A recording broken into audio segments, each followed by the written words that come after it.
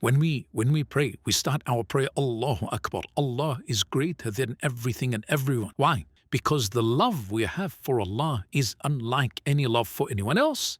So we say, Allahu Akbar. Allah is greater than everyone and everything. Why? Because we love Him more than everyone and anything. So there is nothing greater than Him, subhanahu wa ta'ala. And at the end of our prayer, it's also an expression of love we have for Allah Azza wa Jal. We say, At-Tahiyyat.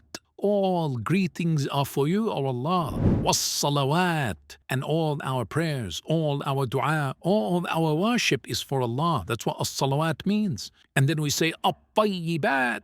All the pure actions and all the good words, all of them belong to Allah. And then we declare the oneness of Allah. Ashhadu an la ilaha illallah wa ashhadu anna Muhammadan abduhu wa rasuluh. And then when we finish at-tahiyyat, just before we conclude the tahiyyat, and Nabi sallallahu alayhi wa sallam would say, Allahumma ghfir li ma qaddamtu wa ma akhartu wa ma asrartu wa ma a'lantu wa ma asraftu wa ma anta a'lamu bihi minni anta al-muqaddimu wa anta al-mu'akhiru la ilaha illa ant. And Nabi sallallahu alayhi wa sallam, he would, at the end of his tahiyyat, he would say, Oh Allah, forgive me for what I have done before and after, and what I have hidden, and what I have done openly, and what I have transgressed the limit in, and forgive me for what you know about me that I don't know. You're the one who sends forth, and you're the one who delays. There is no Lord worthy of worship except you, Allah. But notice, he doesn't just say in general words, Oh Allah, forgive me, Assalamu alaikum wa rahmatullah.